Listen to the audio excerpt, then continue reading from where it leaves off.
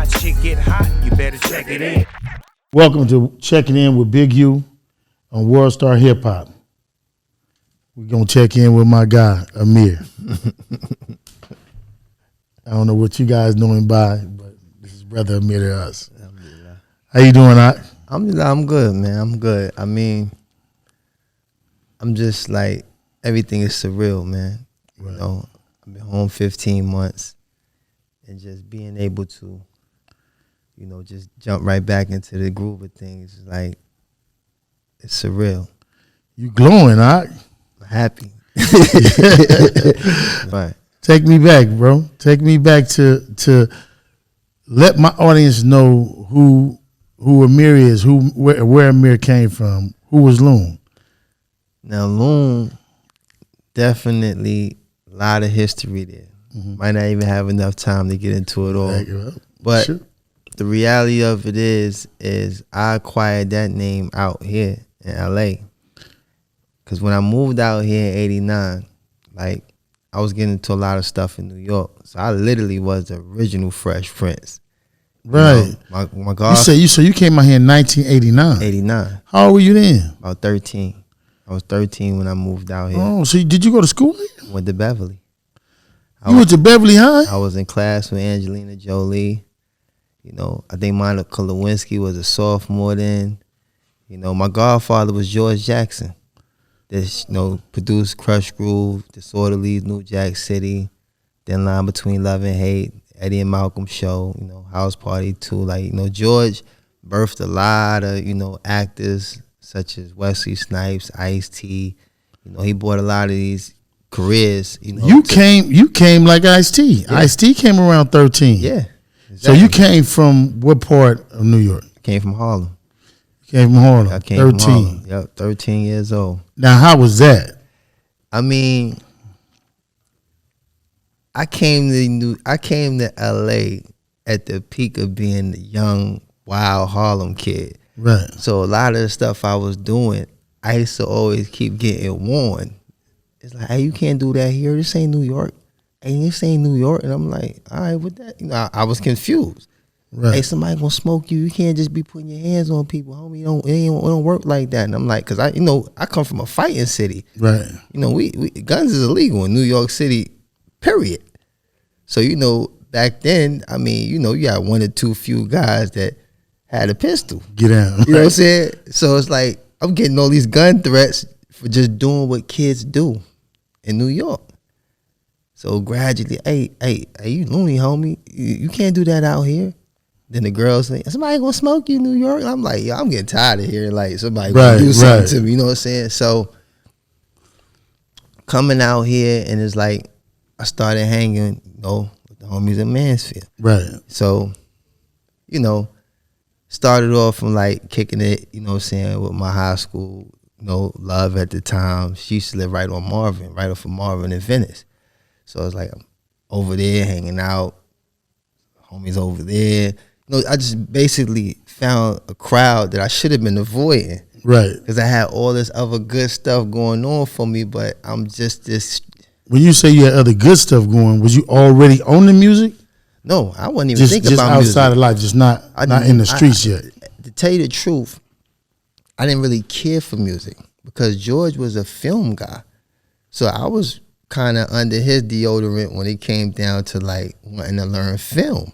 Mm-hmm. I wanted to be into like the film business. I didn't really care about music.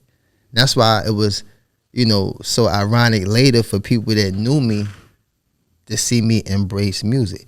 So basically, you know, coming out here when I was young, I already crashed the whip, ended up back in New York, you know what I'm saying? And it's like, for years I had a lot of regret because I'm like, man, I went out there to hang out with some dudes that's like, you know, on some nonsense. But, you know, I love the homies. But at the same time, it's like, yo, you was in Beverly Hills High School. You was living in Beverly Hills. Yeah. You know what I'm saying? You was So you went to go live with your uncle? Yeah, my godfather, yeah. So let me get this straight. When you say the Fresh Prince, original Fresh Prince. Yeah. You go from Brooklyn. From Harlem. I mean, you go from Harlem. Yep. To Beverly High. Beverly Hills High. And then you start running with the homies from Mansfield. Yep. And then, but did you wreck the car out here and go back? Basically, I stayed in trouble. So when I say I wrecked the car, like I crashed the whole opportunity. Right. Okay. You know what I'm saying? To the point where I was too young to even really understand the kind of opportunity I had. You know what I'm saying? Because I remember when George came to New York to shoot New Jack City, he was gone for 6 months. I was in LA literally by myself at 13 years old. George had the M6 back then, you know what I'm saying, the Corvette, the white cabriolet. I'm out here, you know what I'm saying, this is surreal, you know, no jurisdiction. I'm just out here going crazy, you know what I'm saying? And I done been all over LA at 13, you know what I'm saying? I'm going to places, people like, where you just come from? She was doing over at Fox Hill Mall. I'm like, it was a mall. I don't know that these is places. I'm in Shirt King sometimes. I'm everywhere. Midtown spot me. I remember like the second day, I almost got jumped by some schoolyards. You know what I'm saying? So it's like I've had real life experiences in LA. But when I came back to New York, I love my city the way it is. So I never thought to bring that lifestyle to New York City. Right. But eventually it got there. It got there. It's there. But I love New York the way it was, and I love Cali the way it was. You know what I'm saying? So anyway, music for me started off with me writing a diary. You know what I'm saying? Which turned into poetry, and which evolved into me actually writing rhymes. But it was all therapeutic. It was for myself. I never aspired to be a rap artist. It's just that you know how there's certain things in the street, you don't really confide in people because you know your dudes might look at it like it's a weakness. Right. Especially I'm the youngest around a lot of older dudes, so I'm already probably, you know what I'm saying, walking a thin line or just a move away from like, hey man, shorty, find something to do. So the last thing I want to do is express certain things that was eating at me. So my way of dealing with it was through writing. So I remember I got locked up for driving a tagged up car. I bought a car that was tagged up, and I got pulled over and arrested. And my homeboy, he came to get me. He came to bomb me out. And while we was in the car going back, he was reciting words that sounded so familiar. I'm like, I realized I left my little book. You know what I'm saying? I used to write my rhymes in because I ain't never used to say them to nobody. I used to just write them, close them, you know what I'm saying? Use my imagination to deal with certain things like most rappers do. But I was really going through certain things that I wish I could have changed. Like, for example, I might have, you know, went and purchased something from, you know, the Puerto Ricans, Dominicans, and something like was short or whatever. Or might have had, you know, whatever issue. So I could actually write what I really want to do to Poppy. I really want to go up on the hill and do this, and that. And it helped me, like, I feel better. Because I'm not going to go up there and get killed. Right. But it's your therapy. You know, but it was therapy. So when he found my book, I was kind of like, yo, where my book at? But instead of discouraging me, he encouraged me. He was like, yo, I didn't even know you was writing this kind of stuff. Like, this is dope. I'm like, yeah, I hear you, but with my book. Like, I'm still on, like, with my book. Like, you holding on to a piece of my being right now. I didn't really want to share that, you know. But like I said, my homeboy encouraged me. So I actually started to push a little bit in that direction. But it wasn't as, you know, I wasn't as content. So how old are you at this age? At this point, I'm around 16, 17. You know, back on the Back East. in New York, I'm on the East Coast. I didn't make it back to the West Coast till a little bit later. You know what I'm saying? I used to travel back and forth when I got a little bit older, but I always kept in touch with everybody because it was like, man, I was having a ball and I just crashed the whole joint and end up back here, you know? So, you know, my first record deal was with Tommy Boy Records. I signed with Tommy Boy back in like 96. Me and my partner, we had a group called Crime Family, and we wrote an album called Harlem World. Crime Family? Yeah. And then we wrote an album called Harlem World. Crime Family. Yeah, Crime Family. He was on some bull. I was on some nonsense. I was Loon for real. That's the whole thing. Just to fast forward and just give people an understanding of how Loon got exposed to the world. You know what I'm saying? Mm-hmm. But my humble beginnings was I really was like a go hard type of artist. You know, I was Loon. Right. I wasn't Pretty Boy Floyd. I wasn't Rudolph Valentino. You know what I'm saying? I became this box of chocolate and rose dude by way of the direction of Sean Combs when I signed to Bad Boy. You know, and I wasn't never rebellious to it because, you know, when you who you are, I ain't got to audition for y'all. I know who I am. Right. But if dude giving me a lane where I could get to the, you know what I'm saying, I could get to that bag, I'm doing that. So let me ask you, let me break you off.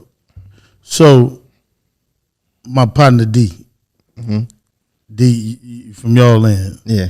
You know, that's like family. Yeah. Is that how he got the Puff?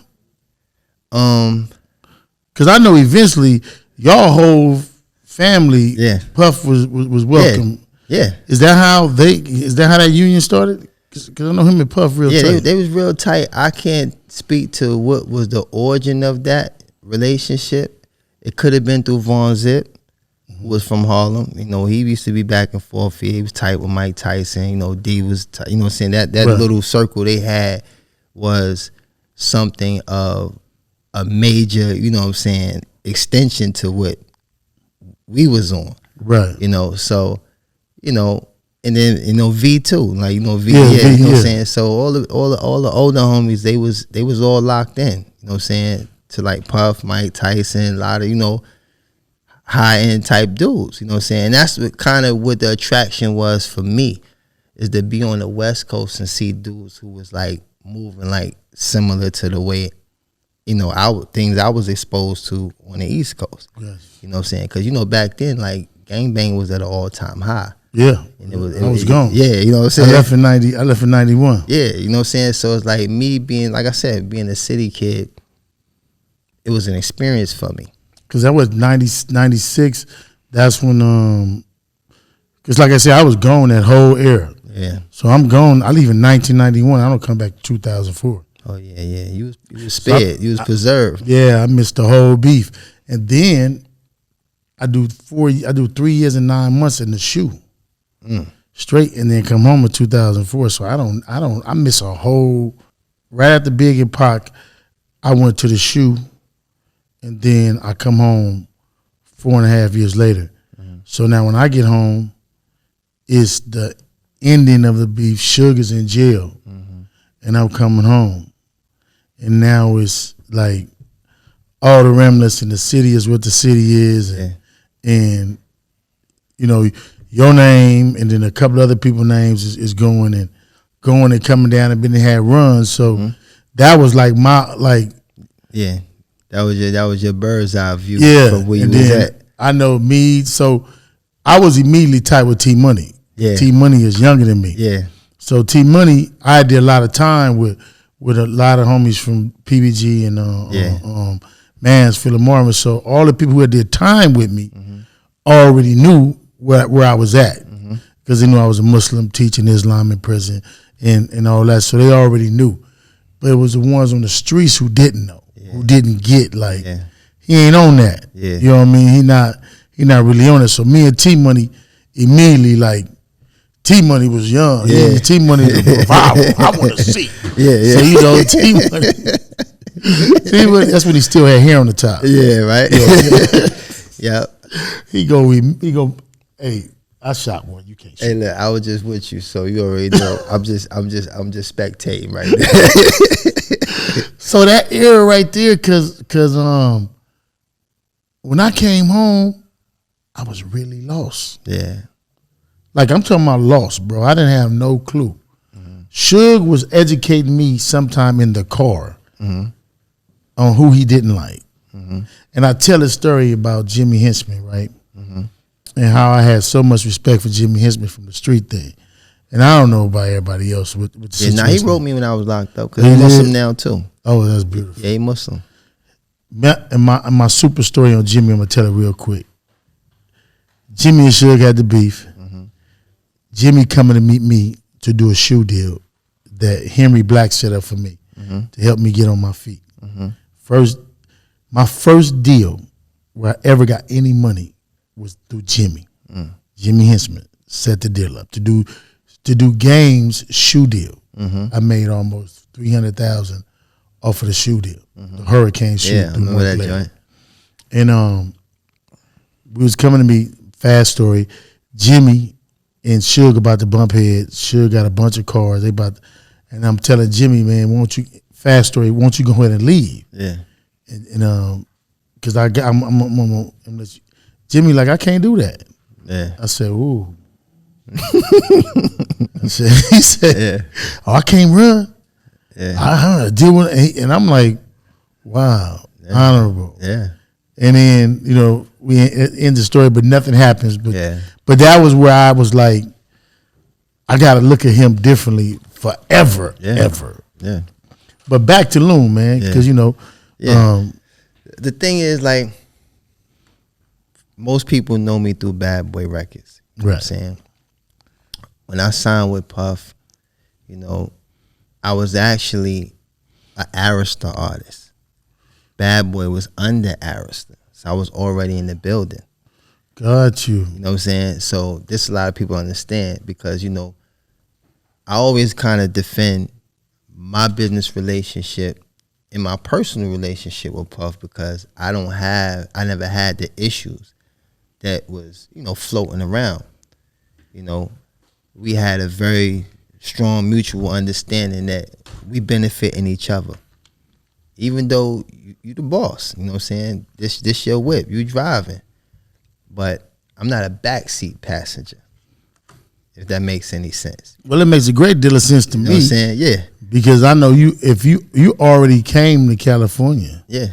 You already had an establishment on the West. Yeah. Absolutely. So that makes you automatically an asset, a whole nother asset. Yeah.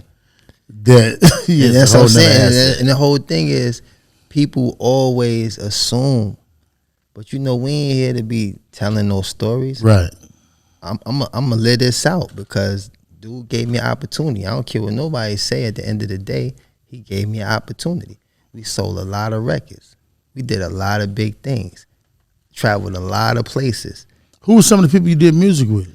Oh man, because remember I got a younger audience. This audience is gonna go back and find out who you were. Yeah, absolutely. See, one thing I can say about the people that I featured, did songs with, we had a whole different generation opposed to what's going on right now. So it is essential that we bridge those gaps so that the younger generation understand that, just like the generation before us, paved the way for us to have a means. And I like to, boldly say I was a part of a generation that paved the way for this generation. You know what I'm saying? So, I did songs with the likes of, Tony Braxton, Snoop Dogg, Missy Elliott, of course, Puff, Lenny Kravitz, Pharrell. I had a very big career. I wrote a lot of big records. I Need a Girl, Part 1, Part 2. Co-wrote on I Don't Want to Know, Marijuana's biggest song. Like, I wrote a lot of big records. I wrote maybe 80% of, P. Diddy and the Bad Boy Family. I wrote a lot of records on the Bad Boy 2 soundtrack. I was basically the go-to writer and artist at the time. And I think that Bad Boy had that every generation. Right. Big was the go-to writer and artist on Bad Boy. And then when he passed away, Mase became the go-to writer and artist on Bad Boy. Then Mase left and Loon becomes the go-to writer and artist on Bad Boy.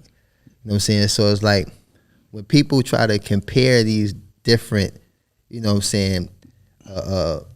occurrences, it's like, no, we all in our own respective times and space were people who were tasked with carrying the Bad Boy torch. Yes. So, by Puff's guidance, I did a lot of radio-friendly records, predominantly female audience, but still my name is Loon. So now I got to run around and audition for dudes that don't know better, thinking I'm the wedding singer or I'm like this hopeless romantic that need a girl every song, you know what I'm saying? But for the most part, being from where I was from, having the allegiances that I had on both coasts, so on and so forth. With I big never had to, allegiances. you know what I'm saying? I ain't never had to audition for the dudes that mattered. Right. It was always the spectators, the people who watching these videos and think they know you and think they could just run down on you and ask you crazy questions like, yo, where your man Puff at? And I'm be like, hey, look, man, you Pause. you're gonna end up being something to do. like for real, like find something to do or you're gonna end up being something to do. You know, and it's like that was Loon. Like, you know, I'm still trying to evolve. I'm putting the best characteristic that I have and possessed at the time was I respect women. I was raised by my grandmother. You know what I'm saying? My mother was official tissue in Harlem. You know what I'm saying? She was like my sister. Because me and my moms, we did a lot of dirt in the street together. My grandmother was like my mother. Gotcha. You know what I'm saying? I got sisters. I got daughters. So I always had respect for women. So when Puff showed me an opportunity of how to hone in on that and make sense of it, I embraced it, ran with it. So Puff is a great teacher, man. He really is. I mean, I think people do give him credit what credit is due, but I think a lot of times because of whatever reasons, people don't give him credit what credit is due. I'm a type of person that, especially now at the point I am in my life, I'm extremely grateful for everything and I accept everything that happened because it had a purpose, it had reason for me to be who I am today. But for the younger generation, I'm just...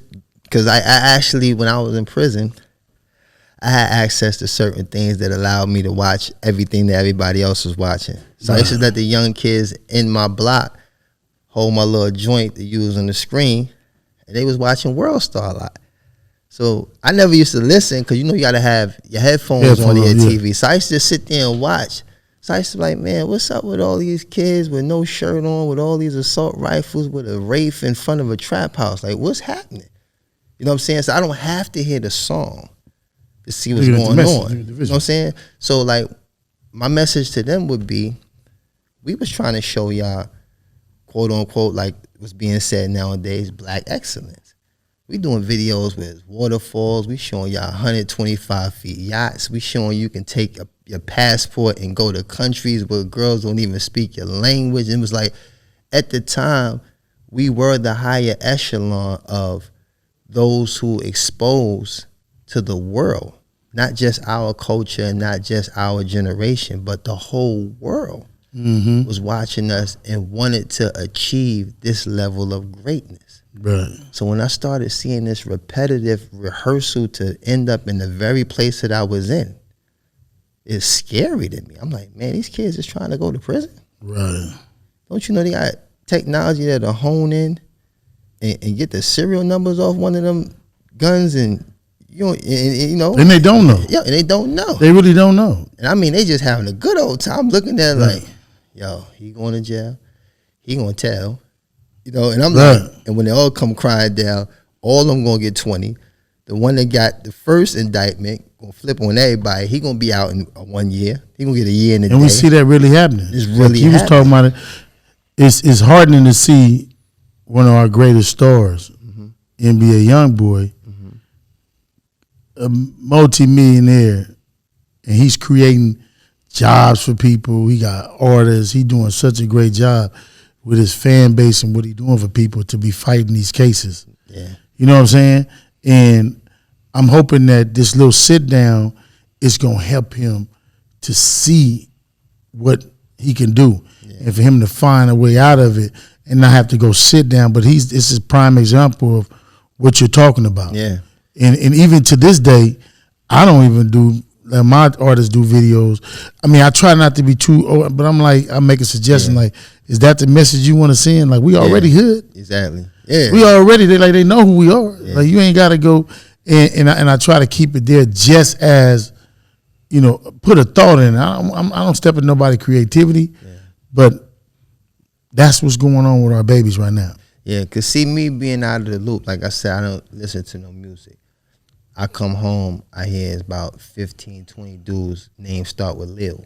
So, you know, not even trying to be funny. Respectfully, like, I don't really know this generation. Right. You know, when I came home, I think I met a guy, a young brother by the name of Moneybag Yo. I was at Exclusive Game in Atlanta. And, like, some of the young guys, they say, oh, what up, OG? And it's like, You know, I be, because, you know, I've been programmed to look at this generation of youth, not with fear, but with concern. Right. You know what I'm saying? Like, it's never fear, it's just concern. Like, I don't know what your motivation is. Like, what are y'all aims? What are y'all goals? What are y'all trying to achieve? You to speak on Moneybagg Yo, you gonna love him. Oh yeah. Oh yeah. He was a good. I mean, when I met him, when you get a chance, great energy. Great you know energy. What I'm saying? Sharp. Very respectful. Sharp. He was smooth.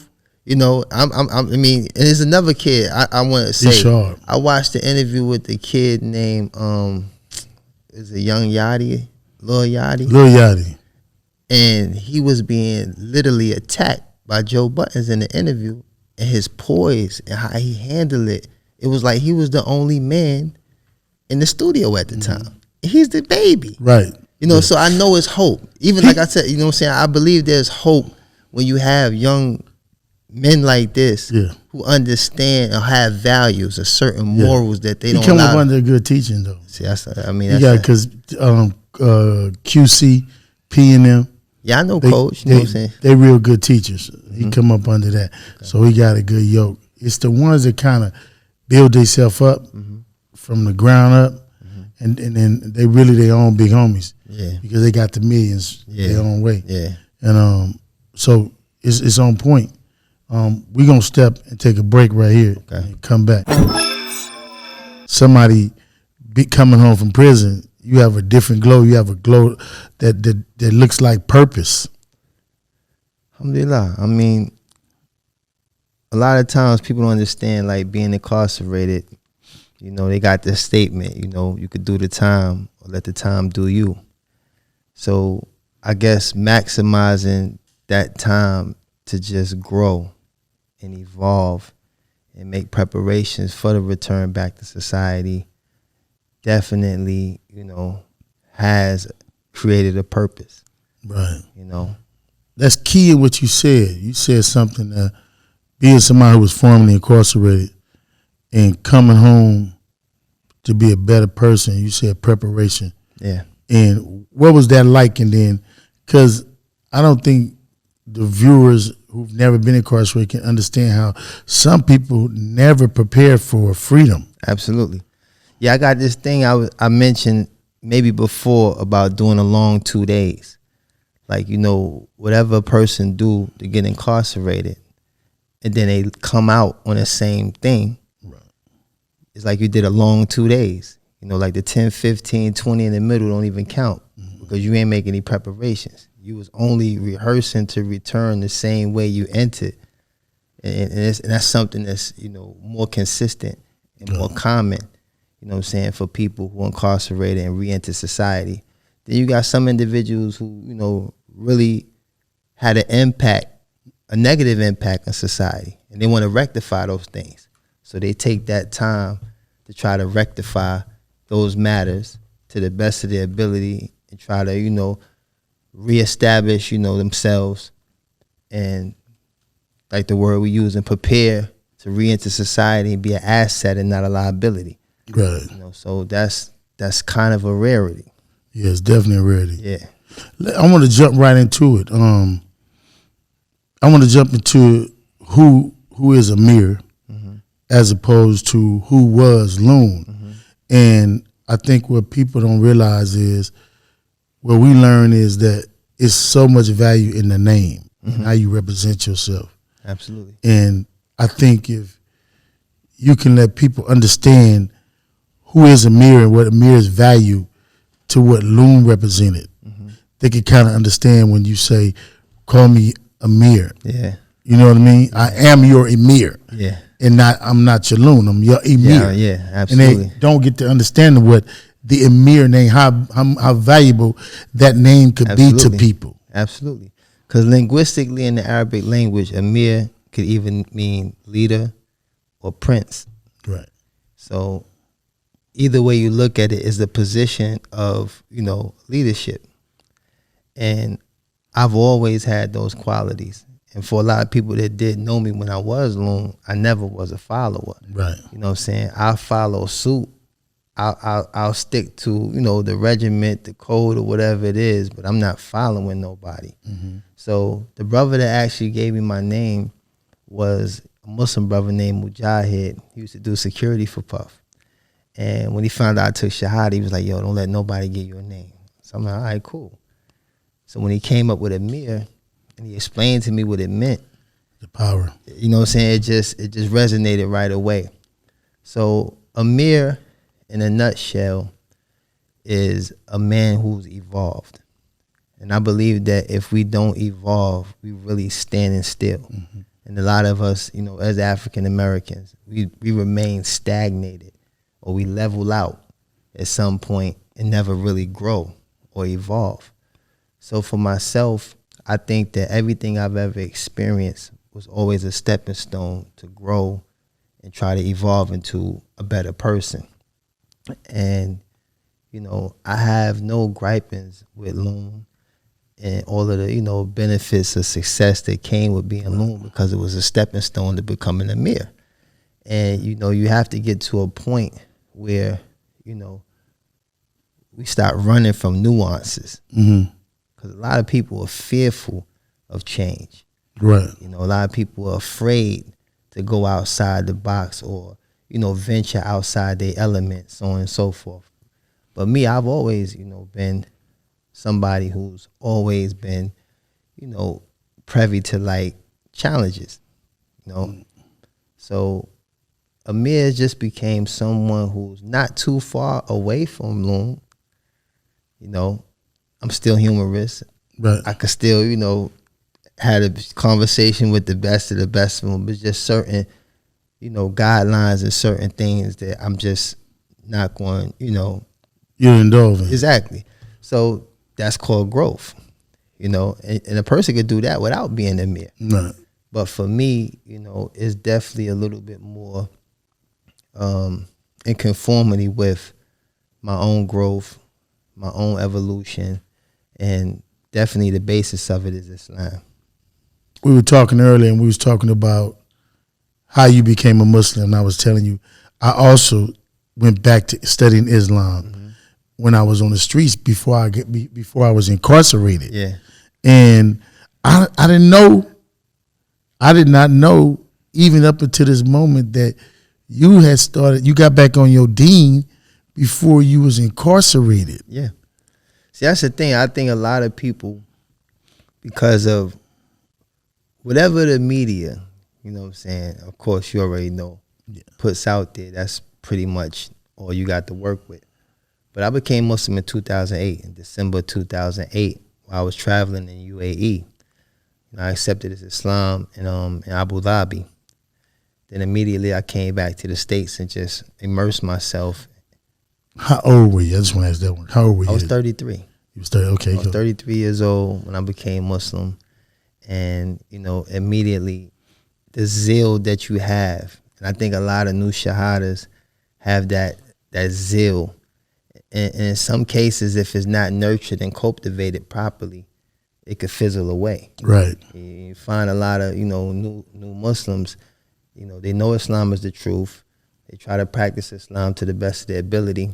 But if they don't surround themselves by people who can benefit them and can nurture and cultivate them so that they grow, you know, and obtain beneficial knowledge and have a strong understanding of the foundation, you know, and basic fundamental principles of Islam, then they can very much, you know, lose their Islam.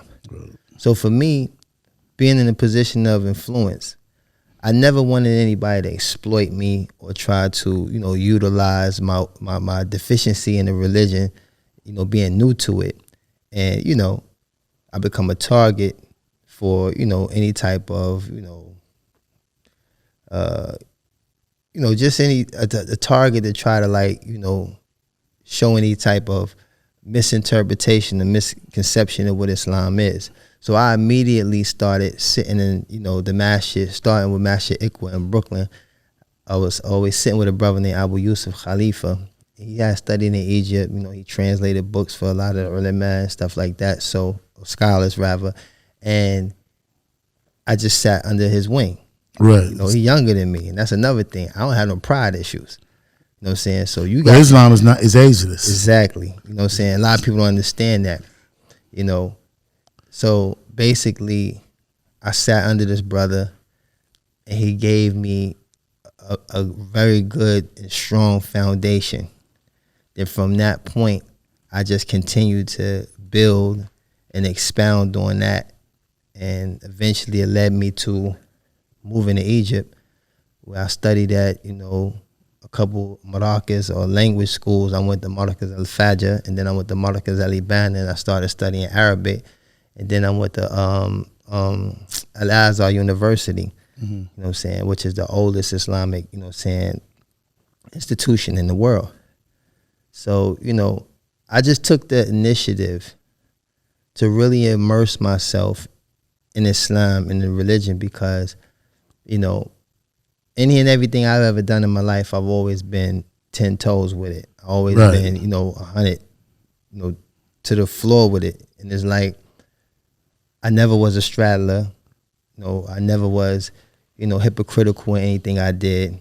So when I came to the conclusion that Islam was the truth, in December 2008 was the last time I smoked, drank, like listened to the radio, you know, by my own will. Right. You know, and just abstain from pretty much every major sin that I was committing. And everything that I sacrificed, Allah had replaced it with something better. That's what the Quran says. Yeah, exactly. If you give up one you give up one bad thing, He will replace it. I will replace it with something to help better. you. Yes, sir. You know, so these are things that definitely helped me evolve from being Loon, the artist, kid from Harlem, who moved to LA in '89, started running with, you know what I'm saying, my homeboys on Pico. And right. Yeah, you know what I'm saying? It's like, so I've had a very, you know, extensive youth, you know, and a lot of experiences that definitely, you know, shaped me. Right. You know, so, you know, I'm just happy that I survived it. Going back, what you was talking about, Pico and the homies, we're going to get into that. Yeah. But I like to say that, like the Quran says, that Allah puts in a man that oomph, you know, that fire, to give that man the ability to go reach other people. Absolutely. And when I was studying in prison, we was talking earlier, and I started studying Islam on the streets, like you. And I eventually went to prison. And so I was so disciplined mentally coming into prison, and I felt like I wanted to be a teacher because once I got to prison, and like yourself, I know you experienced it when I found out how low our educational level was as a people in all areas, not just Islam, not just religion, not just that when I found how low we were and where we were on the totem pole as far as educating, and I could see then why we as a people were in the condition, or still in the condition we're in. So I had to choose at that point what the example was, because my name, the Big U name, was so ominous, and so it got to places before I got there. Yeah. And when I got there, it was arms up, weapons up, Big U's here. Yeah. And when I hit the yard, I'm going to the masjid first, where the masala at. You know what I mean? So I think it's important for people to understand how you had to navigate that, why you, like when you first got there. Because see, no matter what, you Loon. Yeah. And then you the popular Loon. Yeah. Then you the Loon with some money. Yeah. Then you the Loon in prison. No question. Then you the Loon who got the enemies of Pico, the enemies of the East Coast, West Coast beef. Yeah. You still Loon. Yeah. Until you have to show a brother, look, I might go back to that, but I ain't want. Speak on that. How was that? You know, it's funny. I was just talking about that earlier, about like, you know, the first time I had an encounter. It was like, you know, dudes asked me to come play basketball because, you know, I'm from Harlem. we ain't got no grass. You know what I'm saying? We play basketball. Right. We ain't got no football program. You know, a lot of the Puerto Ricans, Dominicans, they play stickball, baseball. We play basketball. So, long story short, you know, I put the jersey on. I played with a team, and dude was like doing the commentator, like, you know, Tango and Cash at Rucker, or my man EJ, like, you know, commentating the game. So I went to go up for a shot. Well, I got the ball, and I was dribbling down the court. And dude was like, okay, we got Loon with it. Immediately, I just dropped the ball, walked straight over to the table. So, you know, the whole rec yard got quiet. It's like, what he about to do? And I just leaned over, put my hand over the mic. I was like, listen, my man, call me Amir. You know, I ain't never introduced myself to you as Loon. You ain't never met Loon. You know what I'm saying? I mean, if you want to have fun with it, you can say Air Moses. I'm cool with all that, you know, but we ain't going to do the Loon thing. So from that day, it was established on the yard, you know. Plus, you know, I'm with the Muslims. I'm in the Muslim community. I end up assuming the position as the imam. So I'm being entrusted with the religious affairs of the Muslims on the yard. So it's like I have a responsibility. I have a certain type of characteristic that comes with that responsibility. And we're not going to entertain, you know, saying no goofy games.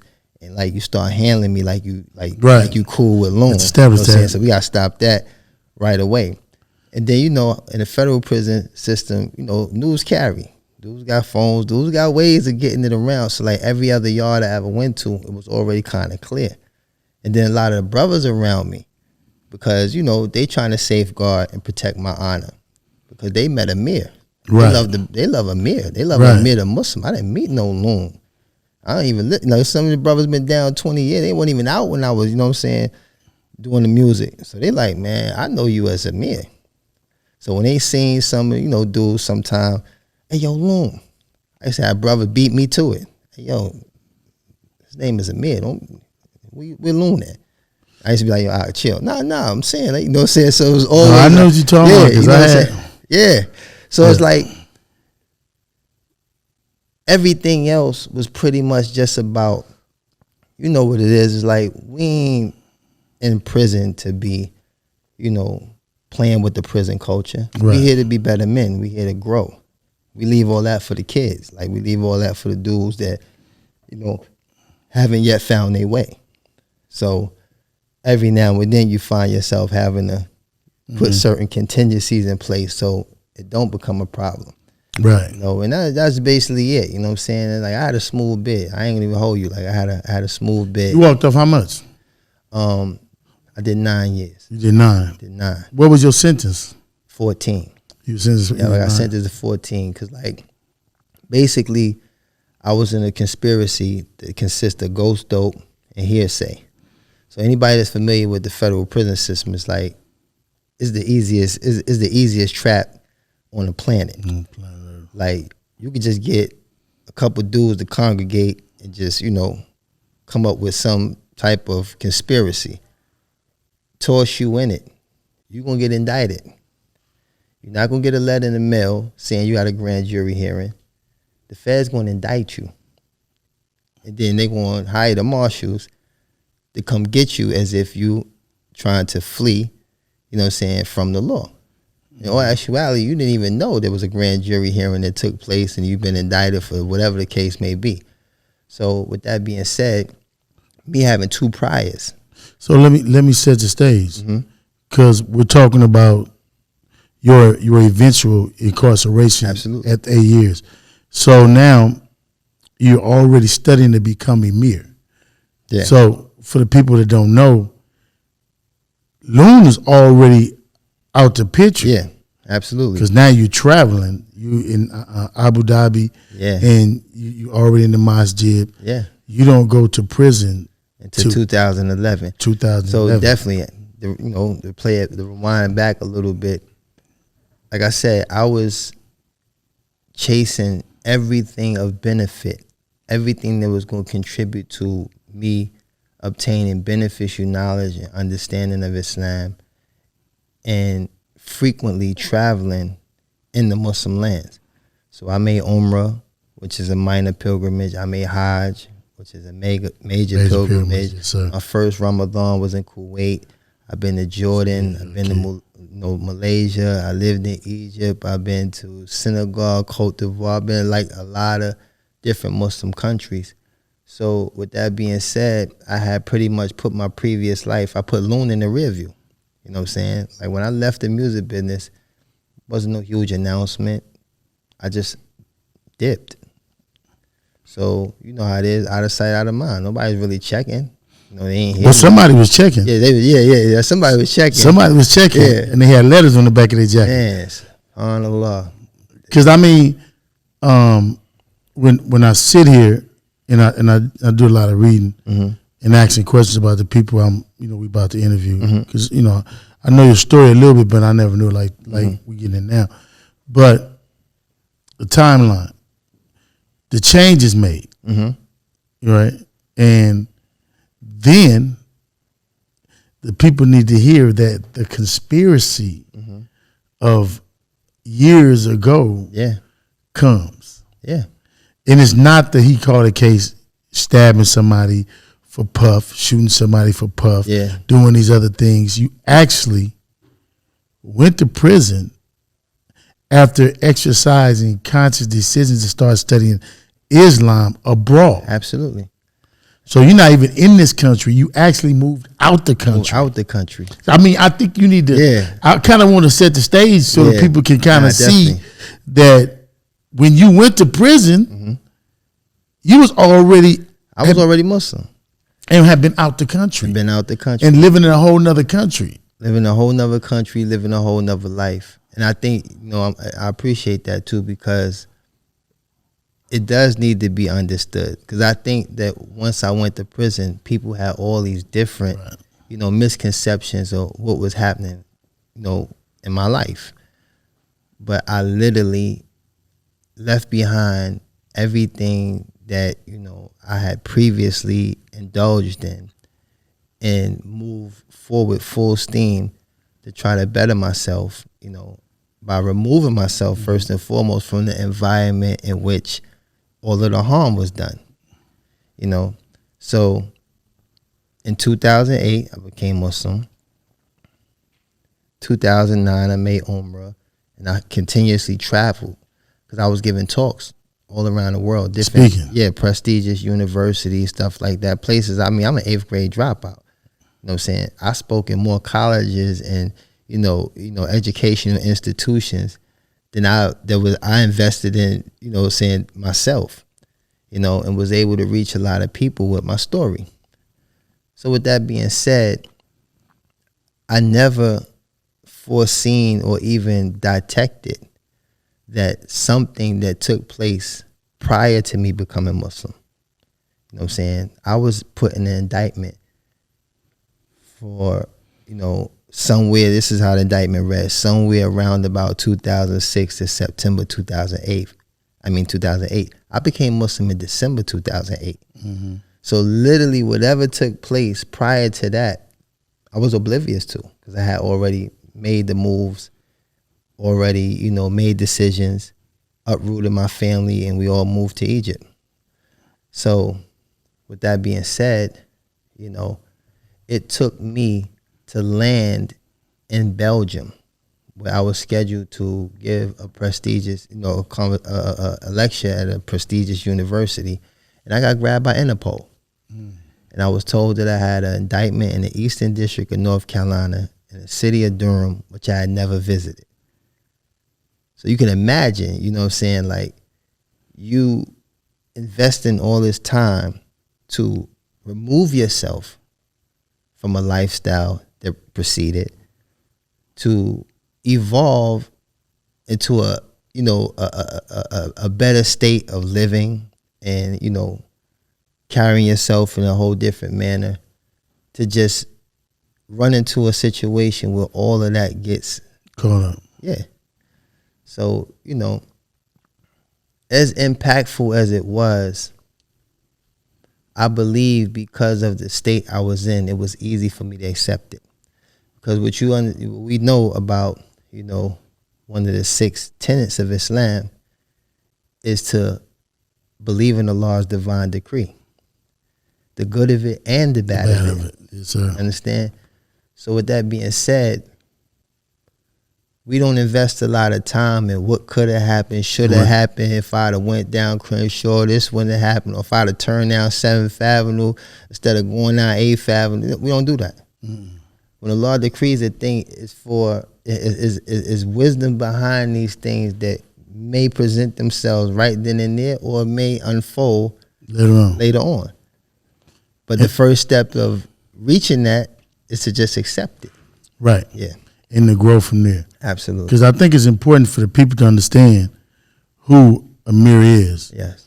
And because what I was reading, and a lot of stuff I was reading, is Amir left hip hop. Amir don't like hip hop. Amir hate hip hop. And I think what people don't understand is that you have so much more. Yeah. And hip hop is a small part. Absolutely.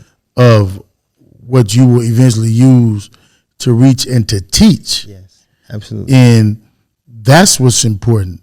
Yeah. Because like myself, I feel like I had to come home, get acclimated, and I had to lose a lot of Islam coming home. Yeah. And then get it back. And then I had to sit back and say, like, I'm so still there because I'm so grounded.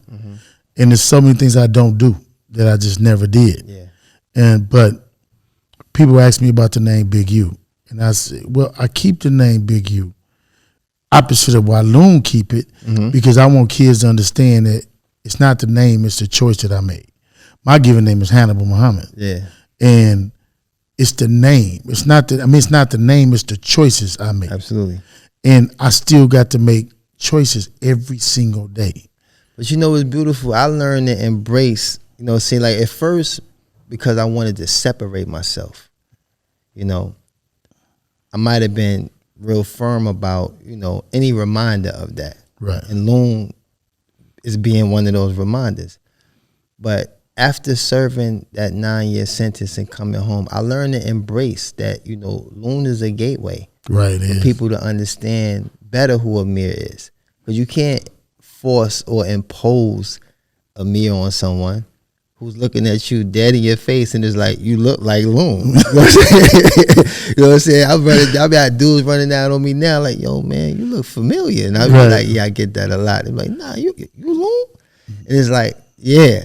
It's a teachable moment. Yeah, exactly. It's a teachable moment. Because, the thing is, we can listen to a lot of people. A lot of people talk about how they entered the fold of Islam. And you'll never really see no similarities. You'll see a commonality. Right. But you won't see a lot of similarity. There's so many different variations of how people enter into the fold of this deen. So with that being said, I learned to allow Loon to be a gateway, or the prerequisite to, like you said, a teaching moment, a learning experience, a eye opener, reminder, whatever, But it does definitely give a person the opportunity to engage me from a place that's familiar, and then now they can learn about what's more present and what may be more foreign to them. Right. You know what I'm saying? So yeah, I had to learn to embrace that. So I understand when you say I gotta hold on to it. I seen you on YouTube. I seen you on this. I seen you on this. And I had one kid came up to me and he ran by me and he said, "You're the leader of the Crips." And I chased him down with one bad leg and I said, "Come here, man." And I took him and I was talking to him and I said, "It's gonna be good things and bad things." Yeah. Said, right? And then his mother was coming up because she seen me talking to him. And I paused her for a second. I said, "But I'm not the leader of the Crips. Yeah. I am a leader of good black men." Absolutely. And black boys. If I ever teach you anything, it will be something positive. Absolutely. And the mother's face went from ready to come pounce to glowing. Yeah. And I said, I got a football program that you may play with one day. I got more boys in college than I have in prison. I have more boys graduating from high school than I have in YA.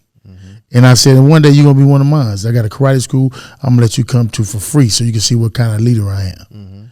And he started bouncing around. But it was my teachable moment. Absolutely. You know what I mean? And then So you 18 months to the house.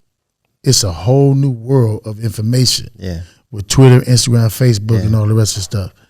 And I think Amir is going to find the outlet in a way to reach more people. Absolutely. In your mind right now, being so young and so new to home, what do you think your next steps are? Like into using your platform that you have, what do you got in mind to do? You know, first and foremost, you know, Allah is most kind.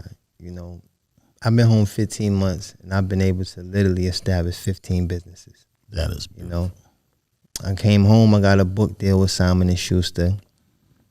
I have a shopping agreement with Realistic Ideas, which is Mark Wahlberg, Archie Gibbs, and Steve Levinston, you know, to do a 6-part doc series on my life. I partnered with my business partner, Salma Khan, and we're building a mobile application called Paid Meals, which is going to impact hunger in a major way. Yeah, because you just got through feeding. Got through feeding 1,000 people, alhamdulillah, in Skid Row just yesterday. Yes, sir. Because it's like we've been manually implementing the paid meal system until we finish completion of the 2.0 mobile application. So basically what paid meals is a mobile app that enables contributors to purchase meals for people in need through registered paid meals vendors. So for example, you know, you could walk all through Skid Row, see thousands of people in need. But if you want to just, you know, assert yourself and help one, you can purchase a meal for them. If they have a phone, you know what I'm saying, and they register on paid meals as a receiver, and you're a contributor, you purchase a meal for them, and they can go to any registered paid meals vendor, restaurant, walk right in there and be seated and fed like any dignified person. So when you look at this, you know, we made charity seamless and easy, at the same time preserving dignity and honor. And the people receiving it. And the people receiving it. Key, that is beautiful, right? You know what I'm saying? I mean, that, I ain't never heard an app like that. Exactly. Because, I mean, you have to be able to see a lot of people, like, matter of fact, recently, you know, Elon Musk just challenged the United Nations to present some empirical evidence that you can stop a hunger crisis. Based upon the research that we've done, we know that the UN is not going to be able to produce that. It's not in their best interest, though. Not in their best interest, but also they'll be able to amass the food that's necessary to feed a lot of people, but they haven't got past, you know, the part that deals with, you know, food waste or food poisoning. They haven't established the logistics that come with that. Because allocating the food, right, is not going to be done in ample time to where you're, you know, reducing the large percentage of food that's going to be wasted through that process. Again. Exactly. So with paid meals, we only utilize what's already in place. Because you can't convince a man like Elon Musk or anybody that you're going to bring something outside of the situation that's going to remedy the problem. When you cure cancer, where you cure it from? Within. Yeah. So now you're going to always have people who can contribute, have a little bit more than they need, and they contribute. You're always going to have receivers, people that's in need. Then you're going to always have grocery stores, restaurants, food trucks, food carts, and certified private chefs who have the ability to provide those meals. Right. So when you create that type of ecosystem within these three entities, it becomes a self-sufficient ecosystem that will remedy itself.